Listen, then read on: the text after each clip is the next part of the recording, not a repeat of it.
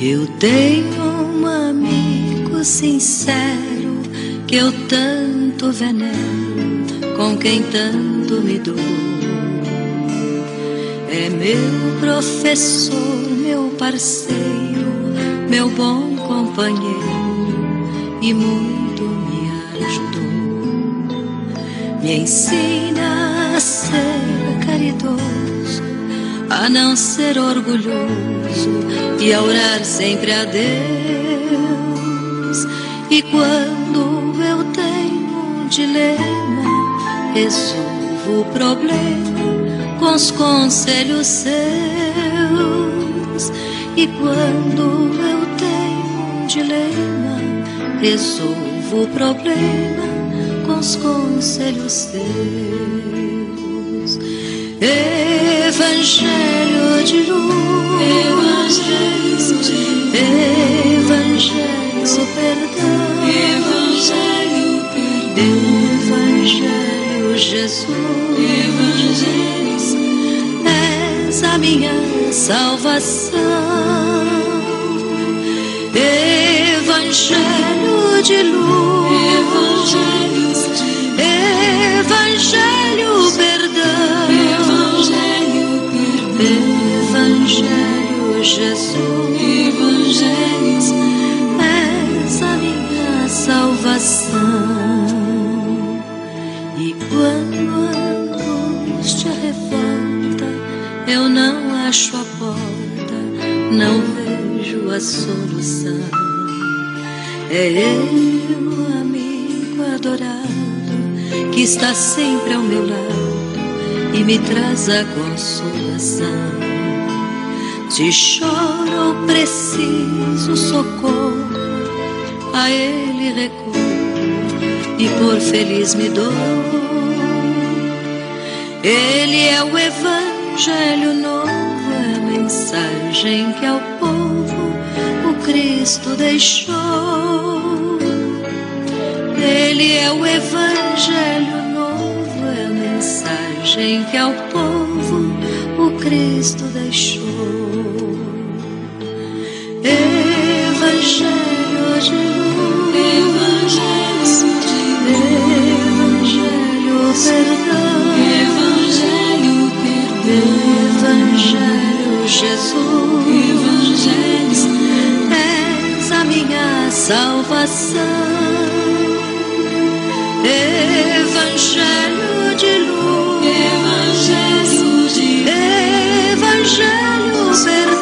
Evangelho perdão, Evangelho Jesus, és a minha salvação.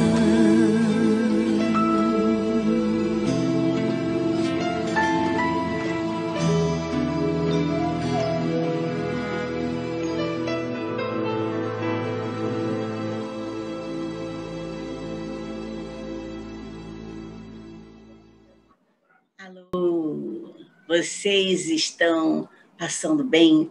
Eu estou morrendo de saudade de encontrar vocês, mas a vida é assim mesmo, né? Mas, de qualquer maneira, ó, o meu abraço para todos. Vamos ao mais um capítulo, né, do nosso livro O Modo de Entender, nosso querido irmão Hamed. Graças a Deus, meus amigos espirituais, estamos mais uma vez aqui contribuindo para essa troca de reflexão, trazendo as palavras de Jesus para o nosso acervo consciente, para que agora possamos, já em amadurecimento, seguir os seus rumos e buscar aquela direção para cima e para frente. Achá. Então, vamos iniciar e agradecemos de antemão a ajuda e a inspiração. Graças a Deus. Vamos falar um pouquinho sobre essa questão, né, do Hamed. Hamed, ele fez uma porção de livros. Ele tem um livro que nós estamos trazendo vários componentes na harmonização E não vale a pena porque nós estamos trabalhando as fábulas, e cada fábula que ele traz de La Fontaine, é um livro de La Fontaine, que ele escreveu sobre as fábulas de La Fontaine e traduziu, né? E coloca sempre uma parte do Evangelho. É fabuloso. Essa coleção do Francisco Espírito Santo Neto é maravilhosa. Ele destaca coisas do Evangelho, do Livro dos Espíritos, do Livro dos Médiuns, do Velho Testamento, e ainda tem esse das fábulas de La Fontaine. Mas hoje, o que será que nós vamos falar? Hoje nós vamos para o capítulo 29, condenar a si mesmo. A passagem de Jesus que está aqui para nós falarmos. Se alguém ouvir minhas palavras e não as guardar, eu não julgo, pois não vim para julgar o mundo, mas para salvar o mundo. Então, nós estamos aqui olhando justamente o que Jesus disse, né? Se você ouve a palavra dele e não guarda, ele também não vai julgar você. Ele quer que você administre o seu comportamento. Não adianta decorar a palavra, ficar sabendo as escrituras de cabo a rabo, se você não pratica. O que ele quer é salvar o mundo. Então, para salvar o mundo, ele precisa ver as pessoas compreenderem, conscientizarem a mudança que nós precisamos ter, né? É assim que Jesus quer que funcionem os ensinamentos dele. Então, vamos continuar. Ele começa falando de crueldade. O que é crueldade? Ele diz o seguinte: crueldade é atributo da criatura que se compraz em atormentar severamente os outros, utilizando atitudes rigorosas, inflexíveis, para lidar com o mundo em seu redor. E aí? A pessoa já nasce cruel? Não, ninguém nasce cruel. A crueldade ela é fabricada pelo próprio homem. E aí, como é que nasce essa crueldade? Nasce da fraqueza e da incapacidade das pessoas que não sabem relacionar-se com o seu mundo interior. Então, como você não consegue entender o seu mundo interior, o que você faz? Você projeta na outra pessoa e começa a acusar, começa a querer fazer com aquela pessoa aquilo que você não quer, claro, que façam com você. Mas a pessoa está ali, mostrando coisas que você não quer ver em você. Isentando-nos de responsabilidade sobre os fatos violentos, dando o nome de paixão, honra, ordem social, para dissimular os pontos fracos e desajustados que possuímos. Então, eu fiz isso por questão de honra. Não, eu tinha que manter a ordem social, aí sai dando cacetada em todo mundo, né? Ai, eu sou apaixonada, não adianta, eu sou apaixonada por aquilo ali. Aí eu grito, eu falo e sou, né? Vou bater em todo mundo. Esses problemas de torcida de futebol, por exemplo, puramente paixão. E aí tem muito ato violento, as pessoas vão fazendo, vão chamando o outro, né? E aí aqueles mais fracos. As leis religiosas. Como é que essas leis religiosas funcionavam no passado? Porque nós estamos aqui falando das palavras de Cristo, que nós não guardamos. Então, como é que funcionavam essas leis religiosas? Por que a gente não guardou as palavras de Cristo? Que eram ditas na igreja, que eram ditas nos templos, que eram ditas por Jesus nas passagens dele? Essas leis religiosas mantiveram a humanidade sob o jugo de uma crueldade incalculável. A imposição do sofrimento, da mortificação, justificando-os como sendo a maneira que a divina providência utilizava para corrigir e reparar possíveis erros do presente e do passado. Como é que pode isso, né? Olha, tá consertando sim, tem que apanhar, tem que cortar a mão, tem que decepar a cabeça, porque você precisa corrigir, Deus que está mandando. O que era um absurdo, porque, na verdade, Deus é amor, misericórdia, compreensão em abundância, ele não poderia nunca utilizar da correção e principalmente de punições para que a gente pudesse realmente reparar erros do presente e do passado. E as pessoas que contrariavam esses padrões? O que acontecia? Elas não queriam seguir normas, não queriam seguir dogmas. Olha, o negócio era feio para elas, sabe? Tinham as mãos e as línguas decepadas, o corpo marcado com ferro. Eram julgamentos sumários de pretensos hereges e feiticeiros, acusados de crimes contra a fé. Então, eles eram hereges ou então feiticeiros, porque não queriam seguir as normas da religião. Então, faz pacto com um demônio. Quantos impiedosos apedrejamentos, quantas práticas perversas, quantos órgãos retalhados, quantos olhos queimados com brasa. Vastos foram os tempos do domínio pela crueldade, pelo medo e pela exploração emocional. Homens insensíveis utilizavam os mais variados métodos desumanos para manipular, controlar as pessoas de forma abominável. Em nome de quê? Em nome do bem-estar, da tradição, da religião, da família, dos bons costumes. Qual a grande proposta da divina providência? O castigo nunca evita o crime. Somente a educação e o amor edificam as almas. Essa é a grande proposta da divina providência.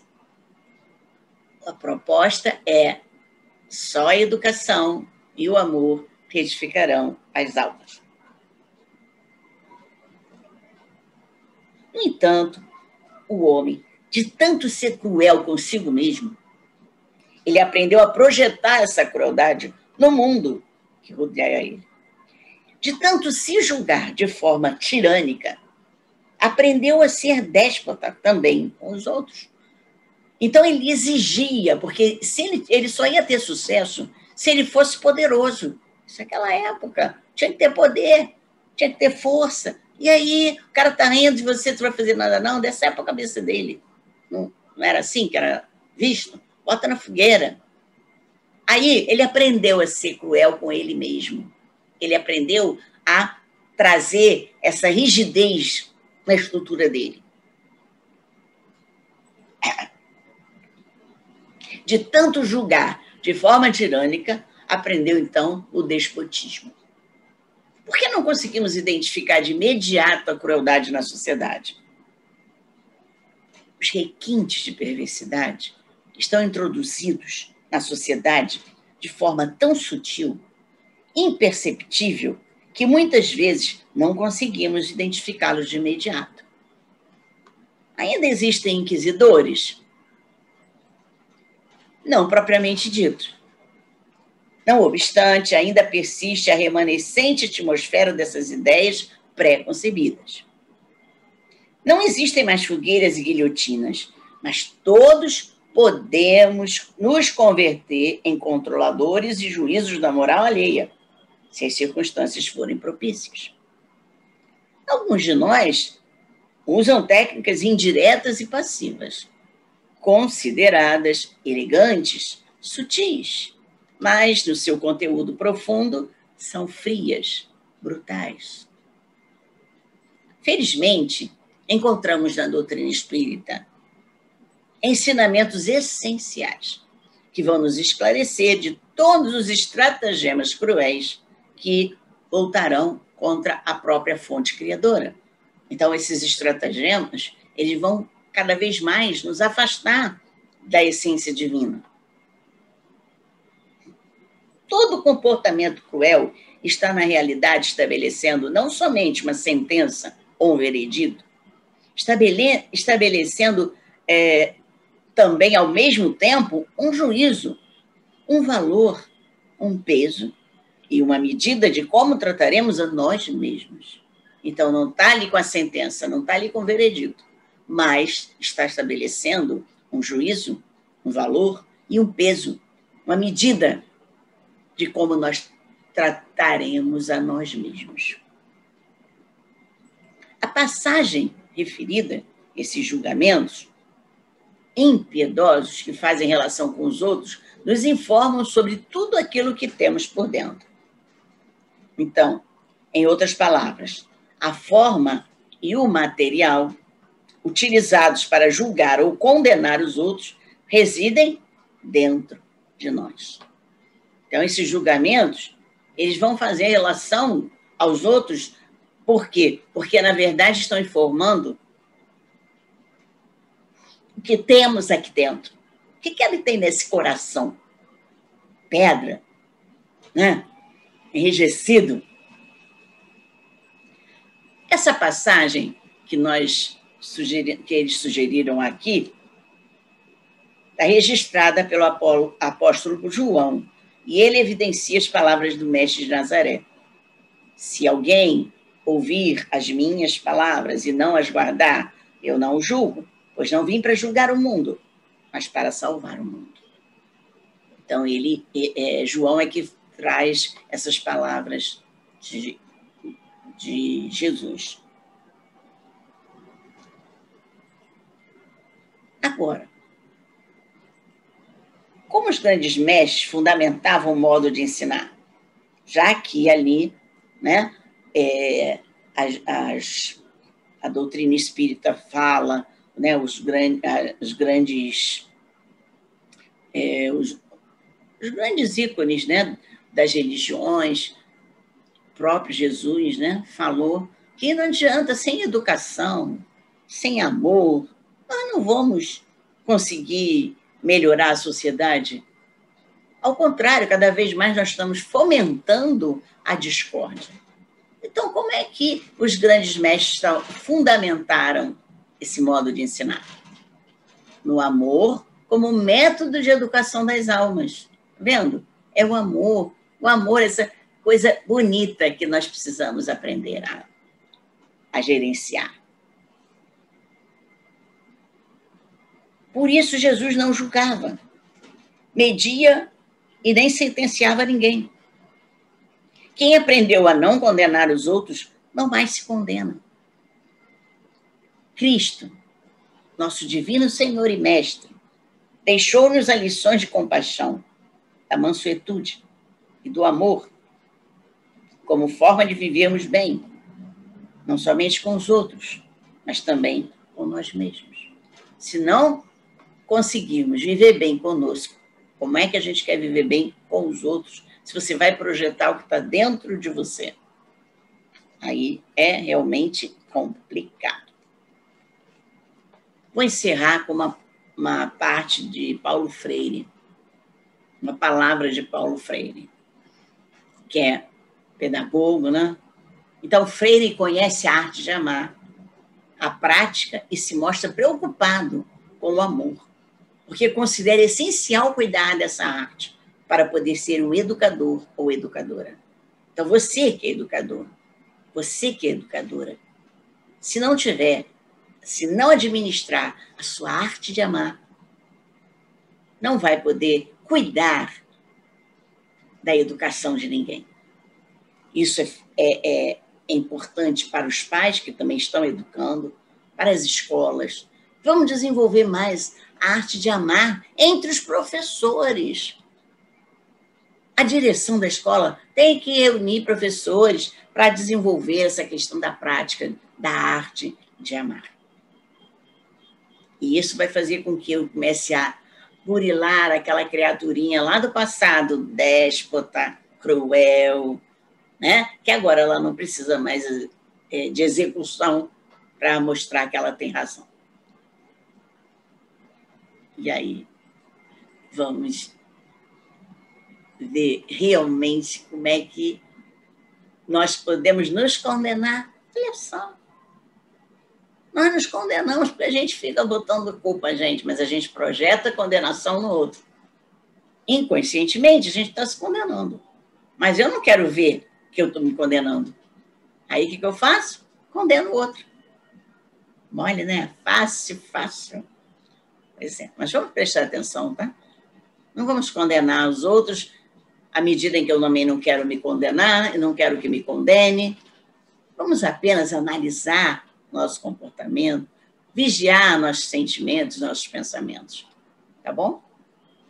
Graças a Deus, amados mestres de todos os universos, guias espirituais do universo que nos acompanham, que traduzem a cada lar que nós encontramos o bem-estar e a amorosidade do nosso Mestre Jesus, que jorra o seu manto de luz lá do universo, para que nós todos nos acolhamos, recebamos esse calor imediato do amor de Cristo.